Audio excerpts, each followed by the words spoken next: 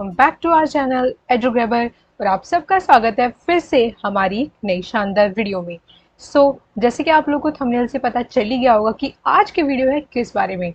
आज की वीडियो है जो जामिया का हाल फिलहाल में पेपर हुआ था पॉलिटिकल साइंस के लिए, उसका एनालिसिस है, जिसका आज मैं पार्ट 2 करने जा रही हूँ और पार्ट 1 में ऑलरेडी अपलोड कर चुकी हूँ, जिसका लिंक आपको आई बटन में या फिर नीचे डिस्क्रिप्शन बॉक्स में भी मिल जाएगा।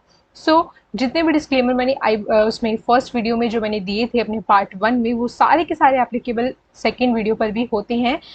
अभी तक जो है एनटी की तरफ से ऑफिशियल आंसर की रिलीज नहीं हुई है, यहाँ पे जो भी आंसर्स होने वाले वो मेरे अकॉर्डिंग होने वाले हैं। और साथ ही साथ मैं ना सिर्फ आपको आंसर बताने वाली हूँ, आंसर्स के साथ उसके साथ क्या क्या एडिशनल इन्फॉर्मेशन चाहिए आपको बाकी के एंट्रेंस एग्जामिनेशन प्रिपरेशन के लिए, ड्यू का जो इस साल होने वाला है, जो जेएनयू का होने वाला है, जामिया का होने वाला है, जामिया का तो हम कर ही रहे हैं एनालिसिस, बीएचयू का जो होने वाला है। इस तरीके के जो आगे एंट्रेंस होने वाले हैं, अभी साउथ एशियन यूनिवर्सिटी का भी एंट्रेंस है अभी 25 को। इस तरीके के जो भी एंट्रेंस अब आगे होने वाले हैं उन सबके लिए आपको लास्ट टाइम पे सबसे ज़्यादा क्या करना चाहिए, एमसीक्यू प्रैक्टिस करनी चाहिए। उससे आपको पता चलता है कि क्वेश्चन किस टाइप से आ रहे हैं, और टाइम के साथ साथ जितना जितना एंट्रेंस आपके पास आता जाता है उतना ज़्यादा आपको एमसीक्यू लगाने चाहिए, ताकि आप जो है एमसीक्यू के फॉर्मेट के साथ एक तरीके से फेमिलियर हो जाएं। बिकॉज जब आप पढ़ते हो और जब आप एमसीक्यू को अटेम्प्ट करते हो, दोनों एक अलग चीज़ है। बिकॉज जब हम पढ़ रहे होते हैं हमें नहीं पता होता कि इस वाले चैप्टर में से या इस वाले डिस्क्रिप्टिव पार्ट में से किस तरीके से एमसीक्यू फॉर्म होगा। तो एमसीक्यू लगाने से क्या होता है, हमारे अंदर वो कॉन्फिडेंस बिल्डिंग आती है कि एमसीक्यू इसमें से इस तरीके से बन रहे हैं और क्या मैं इसको टैकल कर पा रही हूँ या फिर नहीं कर पा रही हूँ, या फिर जो भी इसमें एडिशनल इन्फॉर्मेशन मिलेगी आपको उस पर ध्यान देना है। मेरा जो वीडियो बनाने का मकसद है वो ये नहीं है कि मैं आपको जो 50 क्वेश्चन मैंने प्रीवियस वीडियो में करवाए थे, जो 50 आज करवाने वाली हूँ, वो आपको रटवा दूँ। ऐसा मेरा कोई मकसद नहीं है। मैं सिर्फ ये वीडियोस इसलिए बना रही हूँ ताकि आप लोगों को अगर 4 ऑप्शन है तो 4 में से पता चल जाए कि बाकी 3 क्यों नहीं है।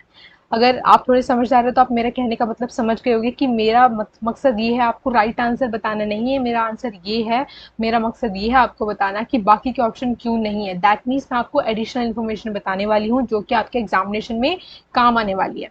और उससे भी पहले मैं आपको सबसे पहले एक और चीज़ बता देती हूँ कि अभी हाल फिलहाल में जो भी एग्जाम हुए थे, चाहे जामिया का जो अभी मैं आपको कराने वाली हूँ वो हुआ था, और बाकी यूनिवर्सिटीज़ के भी जो हो रहे हैं, चल रहे हैं अब एग्जामिनेशन। मैंने उसमें देखा कि जो मैंने आपको पेपर एनालिसिस करवाया था, जो ड्यू का करवाया था 2018 का, और जो मोस्ट इंपॉर्टेंट क्वेश्चंस की मैंने सीरीज चला रखी है, उसमें से डायरेक्ट क्वेश्चंस आ रखे हैं काफ़ी सारे। और डायरेक्ट भी नहीं तो इवन जब मैंने आईआर की सारी की सारी थ्योरीज आपको करवाई थी उसमें से भी क्वेश्चंस आ रखे हैं। तो मैं सबसे पहले आपको वही सजेस्ट करूंगी कि अगर आप लोगों ने वो नहीं देखी है मेरी वीडियोस मोस्ट इंपॉर्टेंट क्वेश्चंस की, तो सबसे पहले उस सीरीज को जाकर देखिएगा। और जो आईआर की मैंने थ्योरीज करवाई हैं उनको जाके ज़रूर देखना, बिकॉज आप ही के लिए वो हेल्पफुल होने वाली है। मेरे पास स्टूडेंट्स के कमेंट आए हैं कि उनमें से डायरेक्ट डायरेक्ट क्वेश्चंस आए हैं और मैंने खुद देखे हैं। इवन इसी पेपर में जो मैं आपको जामिया का करवाने वाली हूँ उसी में काफ़ी सारे क्वेश्चंस डायरेक्ट उन्हीं सारी वीडियो से और जितने भी मैंने आपको नॉलेज बताई थी, इन्फॉर्मेशन बताई थी, उनमें से आई हैं। और उसके साथ साथ अगर आप चैनल पर नए हो तो सब्सक्राइब कर लेना, बिकॉज ऐसी अमेजिंग वीडियोस आपको मिलती रहेंगी। और आगे जो बेल आइकन है इसको प्रेस कर लेना ताकि आपको सारी की सारी लेटेस्ट नोटिफिकेशन मिलती रहे अपकमिंग वीडियोस की। अगर आपको इसका पीडीएफ चाहिए तो आप मुझे टेलीग्राम पे ज्वाइन कर सकते हो, वहाँ पे मैं डेली के एमसीक्यूज और करंट अफेयर्स भी करवाती रहती हूँ। बिना देरी करते हुए स्टार्ट करते हैं आज का वीडियो। सबसे पहले मैं आपको एक चीज़ बताना चाहूँगी कि आज आपको फिर से दिख रहा होगा कि ऑलरेडी जो आंसर्स हैं वो मार्क हैं, वो इसलिए हैं। और जो वीडियो भी लेट हुई है, 1 वीक लेट हुई है मेरा पार्ट 2, उसका रीज़न मैं आपको बताना चाहूँगी कि जो फर्स्ट वीडियो में मेरे साथ प्रॉब्लम हुई थी कि मेरा ऑडियो रिकॉर्ड नहीं हो पाया था, वही प्रॉब्लम सेम मेरे साथ सेकंड वीडियो में भी हुआ। सेकंड वीडियो मैंने काफ़ी पहले रिकॉर्ड कर लिया था, 1 वीक पहले ही, बट उसमें ऑडियो रिकॉर्ड नहीं हुआ था और देन मेरे को टाइम नहीं मिला बनाने का। So I am so sorry for that, because मैं आपका टाइम समझ रही हूँ कि आपका एग्जामिनेशन काफ़ी पास है और मेरी रिस्पॉन्सिबिलिटी बनती है आपके लिए, तो मेरी वीडियो को लेट होना दैट मीन्स मुझे भी बहुत बुरा लगा, बिकॉज आप लोग इतने पास हैं एग्ज़ाम और मेरी जिम्मेदारी है कि आप लोगों को पूरे से सपोर्ट करूँ और पूरी तरीके से आपका प्रिपरेशन में आपका हेल्प कर सकूँ। So I'm really sorry for that and I'm making this video second time. So please show your love and support. अगर आप नए हो चैनल पर तो सब्सक्राइब जरूर कर लेना। So let's start with the first question. A principle of politics which seeks to remove all impediments in the way of individual's liberty as the basis principle of public policy is. So आपको पता है कि जहाँ पर भी individual की बात आ जाती है, इंडिविजुअल लिबर्टी की बात आ जाती है, इंडिविजुअल पॉजिटिवनेस की बात आ जाती है, तो वो सारी की सारी क्या होती हैं, लिबरलिज्म से रिलेट करती हैं. तो यहाँ पे जो बाकी के ऑप्शन है वो लिबरलिज्म से कहीं भी रिलेट नहीं करते, तो ऑप्शन है libertarianism. Our second question is the view that no moral principle or value system can be treated as universally right as acceptable is described as. तो इसका जो आंसर है वो है मोरल रिलेटिविज्म. इसका आंसर ये क्यों है वो मैं आपको बताना चाहूंगी कि मोरल रिलेटिविज्म का मतलब क्या है. दैट मीन्स कोई ऐसी सिंगल मॉरल वैल्यू नहीं है जो आप सब पे यानी कि यूनिवर्सली जो है अप्लाई कर सकते हो. फॉर एग्जाम्पल जैसे हमारा इंडिया है, तो इंडिया में हमारा जो ग्रेटिट्यूड होता है, जो हमारे ग्रीटिंग्स होते हैं, वो हम नमस्ते करके करते हैं, है ना. लेकिन यूएसए में हैंडशेक किया जाता है, तो हम ऐसा नहीं कर सकते कि यूएसए वाले हमारे ऊपर अप्लाई कर दें कि आपको हैंडशेक करने कंपलसरी, या फिर हम उनको बोल दें कि आपको नमस्ते करना कंपलसरी है. सो ये होता है मॉरल रिलेटिविज्म, यानी कि वो बोलते हैं ना, जैसा देश वैसा भेष, अगर आपने कहावत सुनी हो, तो उसी तरीके का कुछ कंसेप्ट है कि जो भी जिस तरीके का सिनेरियो है, जिस तरीके का आपका सराउंडिंग है, जिस तरीके का आपका कंट्री है, उस तरीके से आपकी मॉरल वैल्यू डिफर करते हैं. तो मोरल रिलेटिविज्म यही कहता है कि country to country, people to people ही वेरी करेगा, आप इसको यूनिवर्सली एप्लीकेबल नहीं कर सकते हो. Next question. Theory that all rights are dependent on the state for their existence is. ये तो वेरी इजी क्वेश्चन है. इसका आंसर है थ्योरी ऑफ लीगल राइट्स, किसमें आपको बताया जाता है कि आपको सारे के सारे जो भी आपके राइट हैं वो स्टेट पर जो डिपेंडेंट होते हैं. तो आप स्टेट आपको क्या प्रोवाइड करता है, लीगल राइट्स प्रोवाइड करता है. ऑब्वियसली मॉरल राइट्स और क्रिटिक ऑफ राइट्स और हिस्टोरिकल राइट दूर दूर तक बेसिक कहीं से रिलेट नहीं करते. जैसे मैंने आपको पहले वीडियो में बताया था कि क्वेश्चन मॉडरेट टू डिफिकल्ट हैं, ऑलमोस्ट क्वेश्चन जो है ईजी ही है. Next question. An open and intentional act of breaking an unjust law and undergoing the prescribed punishment in order to draw public attention to an issue of public importance is. ये तो very easy question है. आपको इतना बड़ा जो question ये statement form में दिया है, ये आपको जस्ट कंफ्यूज करने के लिए दिया है. इसमें बेसिकली पूछा है कि अगर कोई अनजस्ट लॉ हो रहा है या फिर कोई ऐसी एक्टिविटी हो रही है गवर्नमेंट के थ्रू, तो जो आपको पसंद नहीं आ रही है, तो उसके लिए अगर आपको कोई एक्शन करना पड़ रहा है, कोई एजिटेशन करनी पड़ रही है ताकि पब्लिक अटेंशन को आप ड्रॉ कर सको उस पर्टिकुलर इशू के लिए, तो उसको क्या बोलेंगे, सिविल डिसोबीडियंस. ऑब्वियसली ओबीडियंस नहीं बोलेंगे, कॉपरेशन भी नहीं बोलेंगे, और एनार्किज्म का यहाँ पे कोई कंसेप्ट है ही नहीं. Next question. A political outlook which holds that individual freedom can only be achieved through political participation is. So आपको पता ही होगा कि यहाँ पे क्या पूछा गया है कि कौन सा यहाँ पे जो आपको वर्ड दिख रहा है वो इस चीज़ को एक तरीके से इंडिकेट करता है कि जो आपकी जो फ्रीडम है, जो पॉलिटिकल फ्रीडम है, इंडिविजुअल फ्रीडम है, वो जो है पॉलिटिकल पार्टिसिपेशन के द्वारा ही अचीव की जा सकती है. तो यहाँ पे जो बाकी जो ऑप्शन है कहीं भी दूर दूर तक इससे मैच नहीं करते हैं, तो इसका आंसर जो जाएगा वो है civic republicanism. Next question is, according to C. Wright Mills, a combination of several groups who exercised all power by virtue of their high status in all important spheres of social life can be described as. तो ये आपको पूरा question पढ़ने की जरूरत है ही नहीं, मैंने आपको पहले भी बताया है मोस्ट इंपॉर्टेंट क्वेश्चंस की सीरीज में कि जहाँ पर भी आपको सी राइट मिल्स का आपको नाम दिख जाए तो वहाँ पे आपको सीधे सीधा आंसर क्या मार्क कर देना है, पावर एलीट्स. बिकॉज अलग अलग एलीट थ्योरी के अंदर काफ़ी सारे थिंकर्स हैं जिन्होंने अलग अलग कंसेप्ट दिए हैं पावर एलीट के बारे में. सो एलीट का मतलब क्या होता है, पावर एलीट का मतलब क्या होता है कि हर ऑर्गेनाइजेशन, हर पॉलिटिकल पार्टी, कुछ भी तरीके का कुछ ऐसा ऑर्गेनाइजेशन हो, पार्टी हो, डेमोक्रेसी हो, ओलिगार्ची हो, है ना, तो किसी भी तरीके का कोई सिस्टम हो, तो वहाँ पर जो पावर होती है वो मेनली कुछ ही गिने चुने लोगों के हाथ में होती है जिनको एलीट बोला जाता है.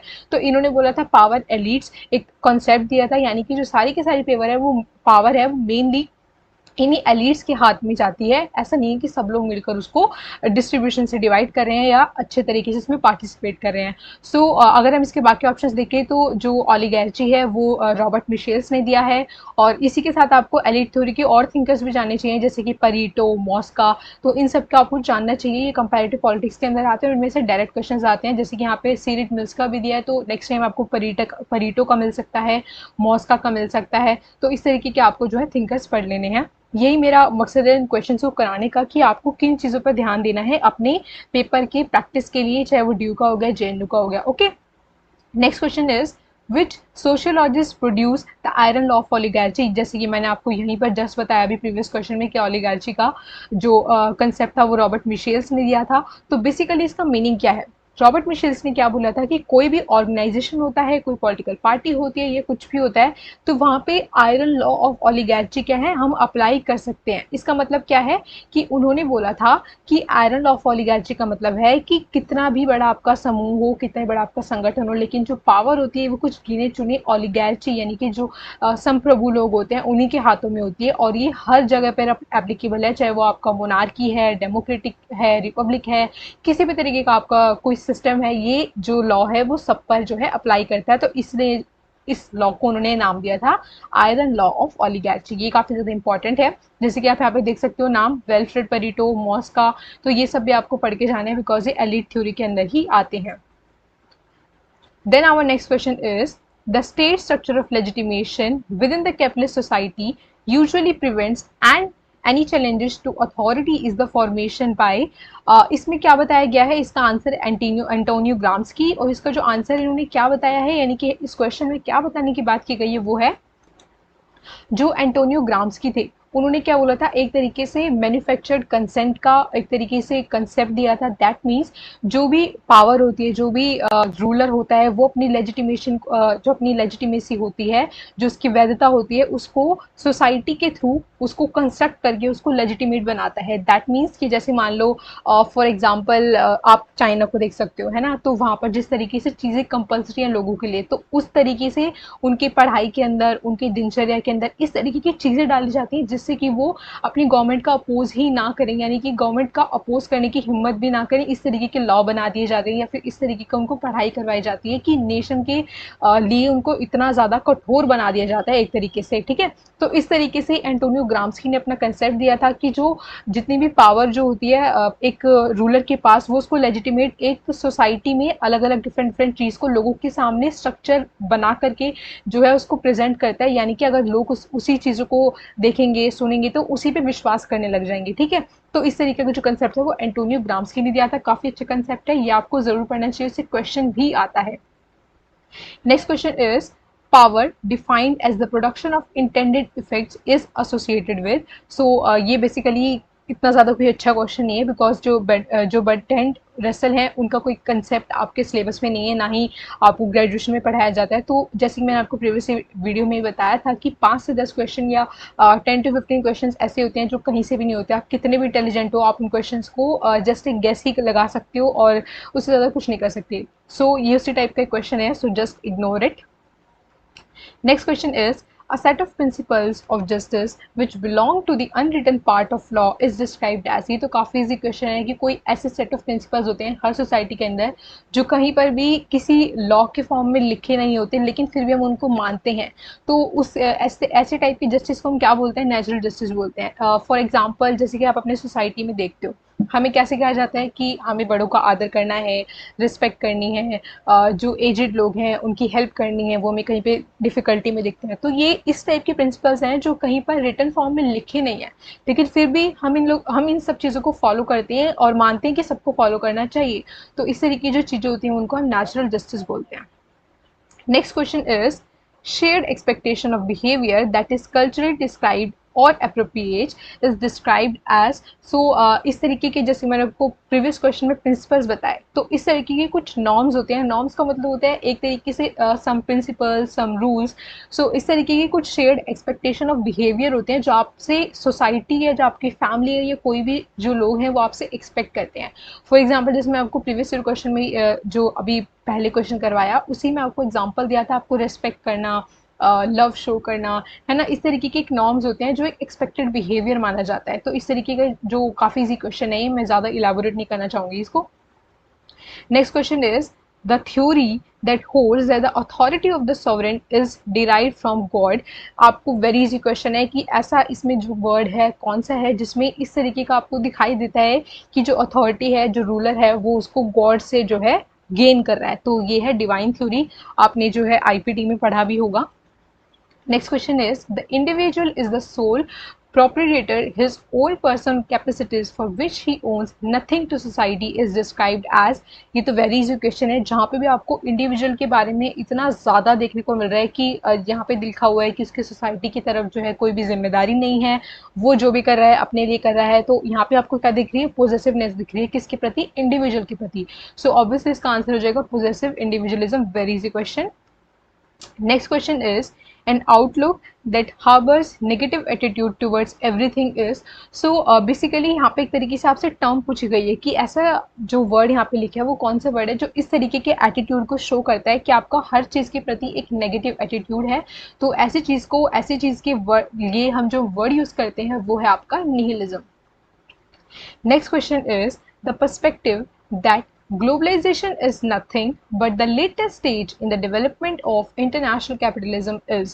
So ये आपसे पूछा गया है, इन्होंने बोला है कि यहाँ पे जो भी पर्सपेक्टिव लिखे हैं उनमें से ऐसा कौन सा पर्सपेक्टिव है जो मानते हैं कि ग्लोबलाइजेशन इससे बढ़कर कुछ नहीं है, कि वो एक तरीके से जो कैपिटलिज्म का है उसी का डेवलपमेंट है। यानी कि पहले जो कैपिटलिज्म था वो स्टेट लेवल पर हो रहा था, लेकिन अब जो कैपिटलिज्म हो रहा है वो एक इंटरनेशनल लेवल पे डेवलप हो चुका है। ग्लोबलाइजेशन सिर्फ उसी का एक दूसरे तरीके का नाम है। सो ऐसा आपको जो है व्यू आपको पढ़ने में रेडिकल लग रहा होगा, बिकॉज ग्लोबलाइजेशन के और भी काफ़ी सारे एस्पेक्ट होते हैं, कल्चरल एस्पेक्ट भी होते हैं, बिहेवियर एस्पेक्ट भी होते हैं ना, इकोनॉमिक एस्पेक्ट तो है ही है, सोशल एस्पेक्ट भी होते हैं, ऐसे बहुत सारे एस्पेक्ट होते हैं। लेकिन यहाँ पे पर्टिकुलरली एक ही चीज़ को पॉइंट आउट करके एक रेडिकल व्यू दिया गया है, तो इसका आंसर हो जाएगा radical perspective. Next question is a branch of learning which inquires into the ways of performance of political functions in primitive and tribal communities is termed as। So जब भी हम human nature को conduct करने की बात करते हैं, किसी human nature को study करने की बात करते हैं, किसी एक body part से related कुछ चीज़ को study करने की बात करते हैं, तो उन चीज़ों को बोलते हैं anthropology, जो एक तरीके से human body से जो है belong करता है। तो यहाँ पे जो पूछा गया है वो ट्राइबल और प्रिमिटिव कम्युनिटीज़ के बारे में पूछा गया है, उनके परफॉर्मेंस के बारे में पूछा गया है। तो इसका आंसर हो जाएगा आपका पॉलिटिकल एंथ्रोपोलॉजी, बिकॉज बाकी के 3 ऑप्शन इससे कहीं भी दूर दूर तक रिलेट नहीं करते हैं। Next question is a philosophical principle which regards individual as an end in itself endowed with dignity is described as। इन्होंने काफ़ी सारे क्वेश्चन जो है इंडिविजुअलिज्म पे पूछ रखे हैं, और ये भी वेरी इजी क्वेश्चन है कि ऐसा कौन से इनमें से प्रिंसिपल है जो ऐसा मानता है कि इंडिविजुअल जो है अपने आप में एंड इन इटसेल्फ है। तो very easy question, moral individualism. Next question is the sociology of knowledge was introduced by. Again ये इस टाइप का क्वेश्चन है जो आपको 10-15 जो मैंने आपको बताए थे अनएक्सपेक्टेड क्वेश्चंस उनमें से है, बिकॉज ये वाले जो थिंकर्स है आप बेसिकली कहीं पर भी पढ़ोगे नहीं, आईआर में भी आपको ज़्यादा देखने को मिलेंगे नहीं, और ना ही आप इनको आईपीटी डब्ल्यूपीटी में कहीं भी पढ़ोगे। बट मैं आपको इसका आंसर बता देती हूँ कि बेसिकली इन्होंने ये वर्ड जो है इंट्रोड्यूस किया था sociology of knowledge, Karl Mannheim ने। Next question is liberal theory of incremental change is associated with. So अगर आपने डब्ल्यूपीटी के थिंकर्स को पढ़ा है, ऑब्वियसली आपको पढ़ने ही पड़ेंगे, उसमें से काफ़ी सारे क्वेश्चन आते ही आते हैं। सो इसका आंसर हो जाएगा आपका जॉन लॉक। जॉन लॉक जो है एक लिबरलिज्म से बिलोंग करते हैं, लिबर्टेरियन थिंकर हैं। सो आपको इनकी जो थ्योरी है काफ़ी ज़्यादा इंपॉर्टेंट है, पढ़नी चाहिए, डायरेक्ट क्वेश्चंस आते हैं। थॉमस हॉब्स भी पढ़ना चाहिए, एंड कार्ल पॉपर की बेसिकली कुछ इंपॉर्टेंट बुक्स हैं वो आपको पढ़नी चाहिए, like open society and it's enemies, ये उनकी मोस्ट फेमस बुक है। तो इससे जिसमें उन्होंने काफ़ी सारे जो थिंकर्स हैं उनको क्रिटिक किया है कि वो ओपन सोसाइटी के लिए एक तरीके से एनिमी है, उनकी थ्योरीज को जो है क्रिटिक किया है। तो आपको कार्ल पॉपर की बुक्स भी पढ़नी चाहिए। Next question is inquiry into the nature and causes of the wealth of nations. Very easy question, because wealth of nations एक बुक है जो कि लिखी है एडम स्मिथ ने। एडम स्मिथ एक इकोनॉमिस्ट थे, और इनकी जो बुक्स हैं काफ़ी ज़्यादा इंपॉर्टेंट हैं, और मोस्ट इंपॉर्टेंट बुक है उनकी wealth of nation. So very easy question. Next है in which year did German unification take place. तो इसमें कुछ ज़्यादा बताने का है नहीं, सिर्फ पूछा है कि जर्मन यूनिफिकेशन कब हुआ था। सो है ये 1871। Next question is which of the following treaties included a provision for the payment of reparations from Germany।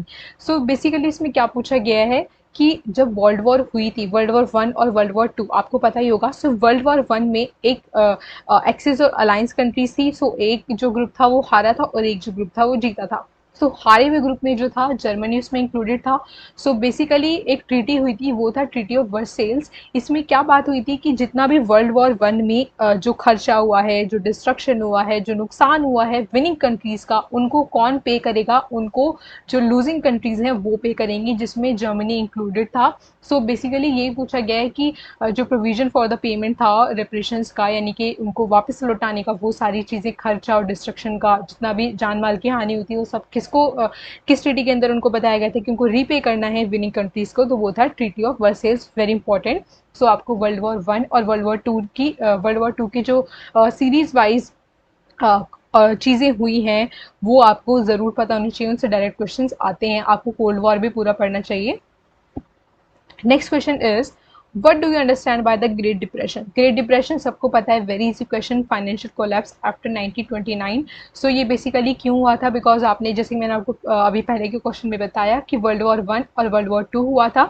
सो ये जो फाइनेंशियल कोलैप्स हुआ था ये वर्ल्ड वॉर वन के बाद हुआ था, बिकॉज काफ़ी ज़्यादा त्रासदी हो गई थी, काफ़ी ज़्यादा लोगों का कंट्रीज़ का जो था खर्चा हो गया था, तो एक तरीके से बहुत बड़ा डिप्रेशन आ गया था पूरी वर्ल्ड इकोनॉमी में।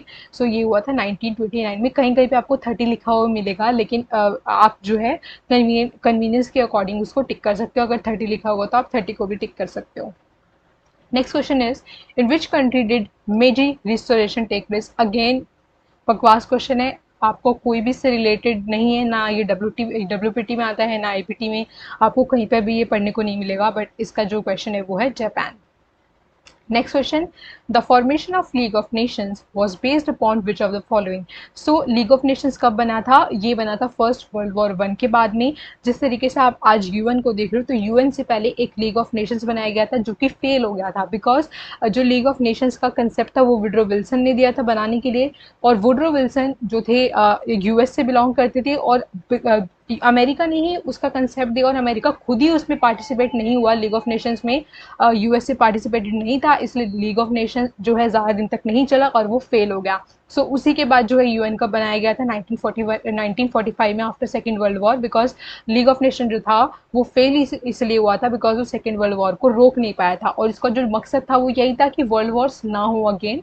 सो इसलिए फेल हो गया। लेकिन जो इसका जो कंसेप्ट था, जिसको क्या सोचकर बनाया गया था, वो था परपीचुअल पीस, यानी कि जो पूरा का पूरा आईआर है, इंटरनेशनल रिलेशंस है, कंसेप्ट है, उसमें एक पीस लाया जाए जिससे कि दोबारा इस तरीके की वॉर किसी को फेस करनी ना पड़े। सो इसी प्रिंसिपल के साथ जो था लीग ऑफ नेशन स्टार्ट किया गया था, जो कि फेल हो गया।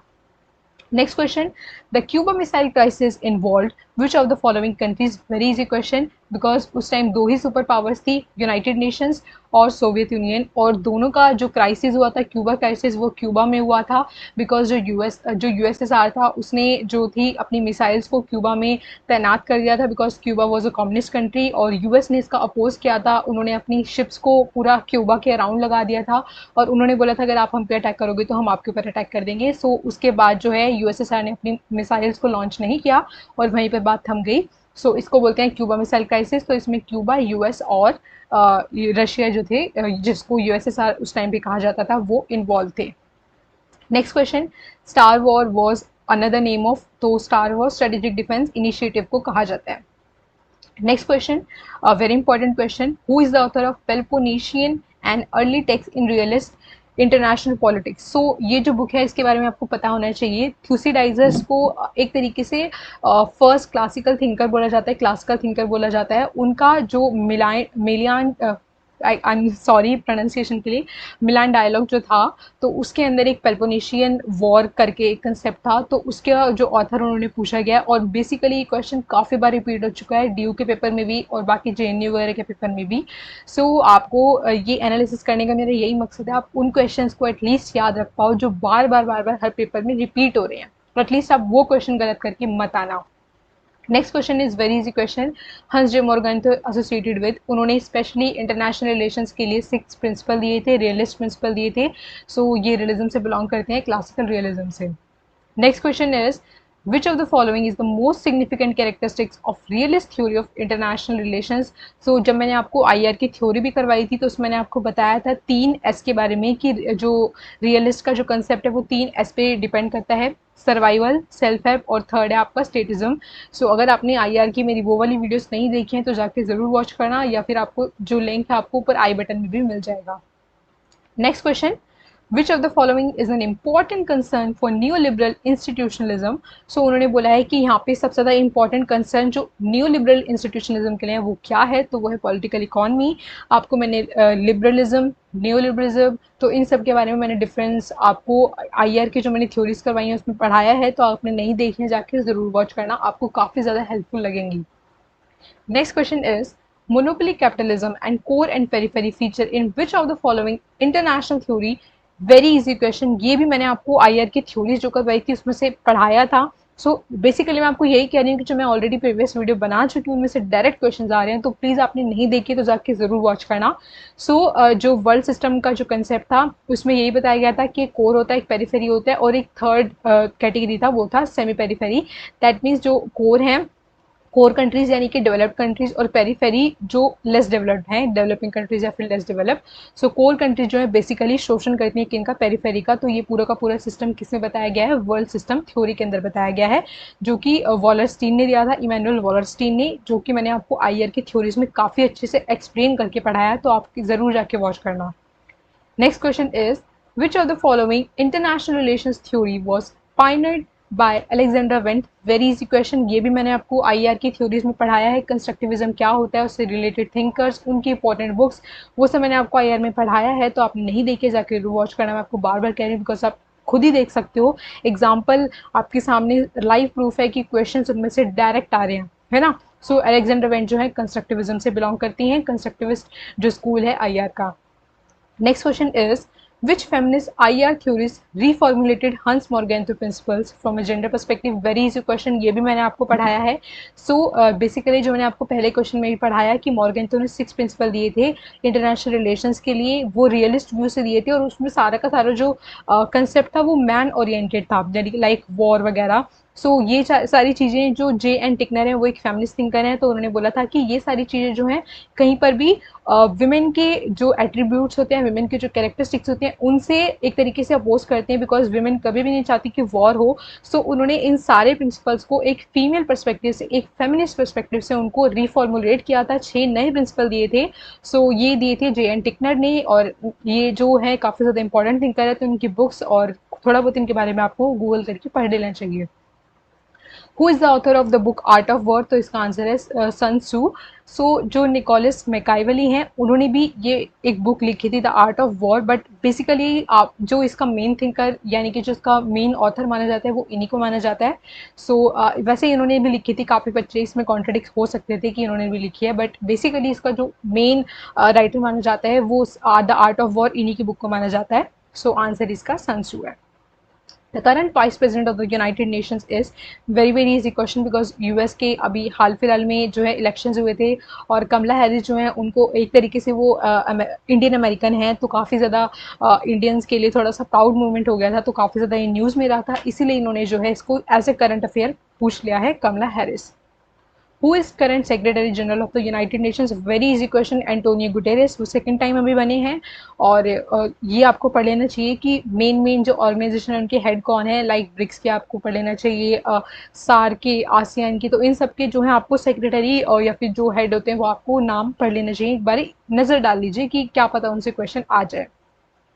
The Paris Agreement of the United Nations Framework Convention on Climate Change is to limit global warming below.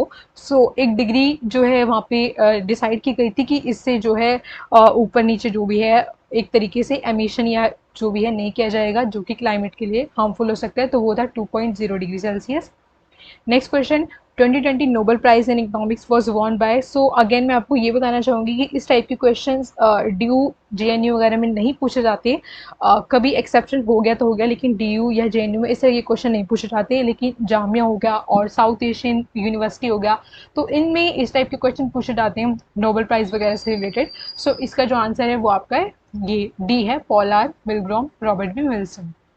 Next question, which from the following countries is not the member of BRICS? Very very easy question. आपको इसके जो पूरा का पूरा नाम है BRICS, उसी से आपको पता चल जाएगा कि कौन सा उसमें कंट्री है कौन सा नहीं है। तो वो बिकॉज वो कंट्रीज के फर्स्ट वर्ड के नाम पर ही रखा गया है, तो ऑब्वियसली यूनाइटेड नेशन, सॉरी जो यूएस है वो इसमें नहीं है। So very very easy question. Who is the secretary general of OIC? जैसे मैंने आपको पहले क्वेश्चन में बताया कि आपको मेन जो ऑर्गेनाइजेशन है, बड़े बड़े ऑर्गेनाइजेशन है इंटरनेशनल रिलेशन में, उनके आपको हेड पता होने चाहिए। तो यहाँ पे भी उन्होंने अगेन वही चीज़ पूछ ली कि सेक्रेटरी जनरल कौन है, तो इसके हैं doctor Yusuf bin Ahmed Al Uthaimeen. Next question is official language of NATO are?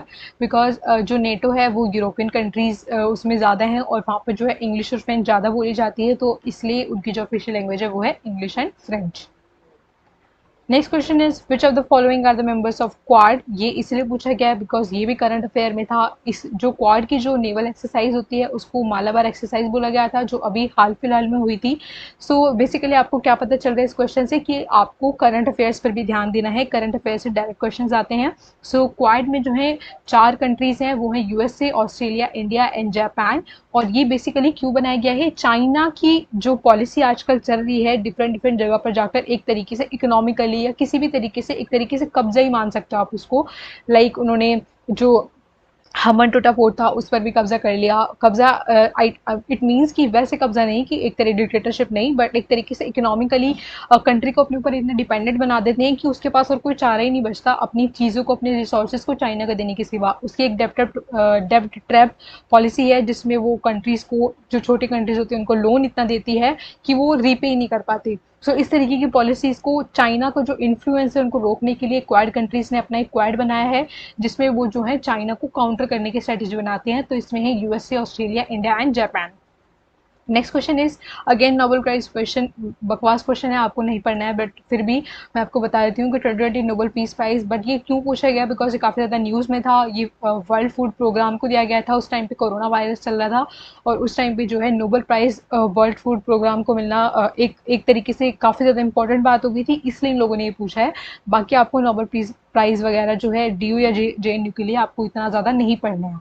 Next question, which state is the member of SCO Shanghai corporation? So इसमें से कोई भी नहीं है। उसमें जो है मिडल एशिया की जो है कंट्रीज हैं उसमें तो जो आपको उसमें जो बाकी सारे स्थान हैं, लाइक उज्बेकिस्तान हो गया, कजाकिस्तान हो गया, किर्गिस्तान हो गया, लेकिन उसमें तुर्कमेनिस्तान नहीं है। इससे उन्होंने जो है एग्जाम आपको कंफ्यूज करने के लिए तुर्कमेनिस्तान ऑप्शन में दिया है, लेकिन तुर्कमेनिस्तान उसका पार्ट नहीं है। सो इसका सही आंसर है none of these. Next question is the minimum number of electoral votes a candidate needs to win the US presidential election is? Again बकवास क्वेश्चन, कोई पूछने का मतलब नहीं बनता, बट अब पूछा है तो बता देते हैं। इसका जो क्वालिफाइंग करने के लिए जो वोट चाहिए होते हैं 267 चाहिए होते हैं। सो इसका बेसिकली आंसर हो जाएगा none of these. Next question, UK formally exited from EU? Very easy question. 31 जनवरी 2020 को उन्होंने पूरी तरीके से एग्जिट कर लिया है यूरोपियन यूनियन से, जिसको हम ब्रेक्जिट कहते हैं। Next question, Panama canal connects? तो बेसिकली आपको जो है IR में मोस्ट फेमस स्ट्रेट्स और एक तरीके से ब्रिजेस और कैनाल, जैसे कि स्विस कैनाल हो गई, तो इस तरीके से आपको मेन चीज़ें पढ़ लेनी है। स्ट्रेट वो होती है जहाँ पे दो वाटर बॉडीज़ को, डिफरेंट डिफरेंट ओशंस को एक पतली सी जगह के थ्रू कनेक्ट किया जाता है, तो उसको स्ट्रेट बोलते हैं। और कनाल जहाँ से एक तरीके से वही हो गया कि एक लंबा सा एक गुफा टाइप तो नहीं, बट एक समुद्र के अंदर तो गुफा नहीं हो सकती, लेकिन समुद्र में एक तरीके से एक पतली सी जगह होती है जहाँ पे डिफरेंट 2 ओशंस को जोड़ा जाता है। तो ये जो है पनामा कैनाल, ये अटलांटिक ओशन और पैसिफिक ओशन को जोड़ती है। Next question, the bridge is Istanbul Turkey the connects Asia and Europe is called? Again आपको कहीं पे पढ़ने को नहीं मिलेगा, बट मैंने आपको कहा था कि 10-15 क्वेश्चन ऐसे होंगे जो आपने कहीं नहीं पढ़े होंगे। सो इस ब्रिज को बोला जाता है Bosphorus bridge. So last question for today's video is the most displaced country in the world? Displaced का मतलब होता है कि फैली हुई। दैट मीन्स वो इतनी ज़्यादा टुकड़ों में बटी हुई है कि उसको एक तरीके से एक जगह इकट्ठा करना मुश्किल है। तो मोस्ट डिस्पर्स कंट्री जो है वो मालदीव्स है। आपको नीचे के ऑप्शन नहीं दिख रहे होंगे, मैं आपको बता देती हूँ पढ़ के। वो है Malaysia, Philippines, Indonesia and Maldives. So अगर आपने मालदीव्स को देखा है तो वो काफ़ी सारे डिफरेंट डिफरेंट आइलैंड्स में, छोटे छोटे आइलैंड्स में बिखरा पड़ा है समुद्र में, एक तरीके से जैसे मोतियाँ आप मान सकते हो कि मोती जब हम गिर देते हैं ज़मीन पर तो कितनी अलग अलग जगह पे वो बिखर जाते हैं। इस तरीके से जो है मालदीव्स समुद्र में बिखरा हुआ है। तो मोस्ट डिप्रेस कंट्री जो है मालदीव है। So thanks for watching this video and again मैं आपसे बोलना चाहूँगी कि अगर आप चैनल पर नए हो तो प्लीज़ सब्सक्राइब कर लेना, बिकॉज बहुत ज़्यादा एनर्जी टाइम लगता है किसी वीडियो को बनाने में, आप लोगों तक पहुँचाने में, इन्फॉर्मेशन कलेक्ट करने में भी इतना टाइम लगता है। सो प्लीज़ अगर आप चैनल पर नए हो तो सब्सक्राइब जरूर कर लेना, आगे जो बेल आइकन है उसको प्रेस कर लेना ताकि आपको लेटेस्ट नोटिफिकेशन मिलती रहे। और जो मैंने आपको अगेन कहा है कि मोस्ट इंपॉर्टेंट सीरीज़ की जो क्वेश्चन है उसकी सीरीज़ ज़रूर देखना, बिकॉज वहाँ से डायरेक्ट क्वेश्चन आ रहे हैं, मैंने आपको लाइव प्रूफ दिखाया है इस वाली वीडियो में, है ना, और प्रीवियस वीडियो में भी आपको बताया था। सो प्लीज़ जाके ज़रूर वॉच करना and thanks for watching this video. मिलते हैं आपसे नेक्स्ट वीडियो में, तब तक के लिए गुड बाय, टेक केयर।